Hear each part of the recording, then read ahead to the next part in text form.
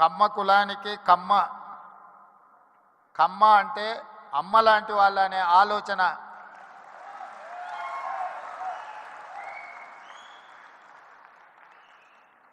అమ్మ అంటే ఆకలి మీద వచ్చిన ఏ కొడుకునైనా ఎవరినైనా కడుపు చూస్తుంది, ఆకలితో ఉన్నాడేమో ఏమైనా పెడదాము అని. అందుకే కమ్మవారు భూమిని నేలను నమ్ముకొని వ్యవసాయం చేసి మట్టిలో నుంచి బంగారాన్ని తీసే పంటలు పండించి 10 మందికి సాయం చేసే కమ్యూనిటీ కమ్మ కులం.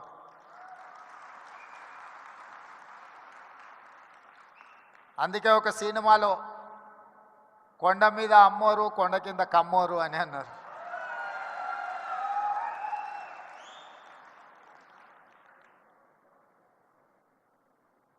నేను మామూలుగా మా మిత్రులతో అంటుంటా, కమ్మాస్ ఎక్కడున్నారో మనం గుర్తుపట్టాలంటే పెద్ద రీసెర్చ్ చేయాల్సిన అవసరం లేదు.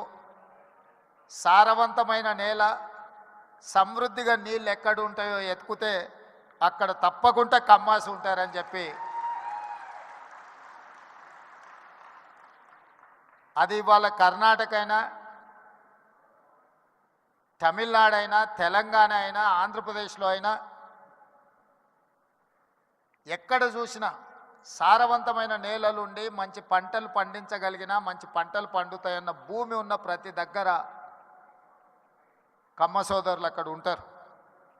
వాళ్ళ ఆలోచన ఎప్పుడు కష్టపడాలి, పంటలు పండించాలి, 10 మందికి ఉపయోగపడాలి, 10 మందిని ఆదుకునే ఆలోచన చెయ్యాలి అనేదే ఆ సామాజిక వర్గ నేపథ్యం. అదేవిధంగా నాకున్న సంబంధాలు కానీ లేకపోతే నాకున్న సన్నిహిత సంబంధాల గురించి నేను పెద్దగా చెప్పాల్సిన అవసరం లేదు.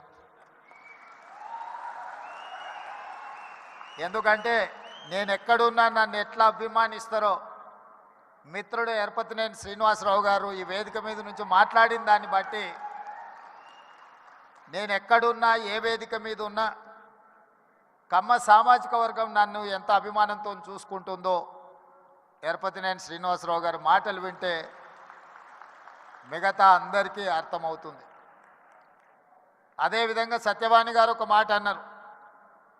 వారు మాట్లాడుతుంటే అనర్గళంగా ఏ పేపర్ చూడకుండా వారి ఉపన్యాసం వినాలి అని అనిపిస్తుంది అని. అది ఎక్కడి నుంచో కాదు, ఎన్టీఆర్ లైబ్రరీలో నేర్చుకున్న చదివే ఈరోజు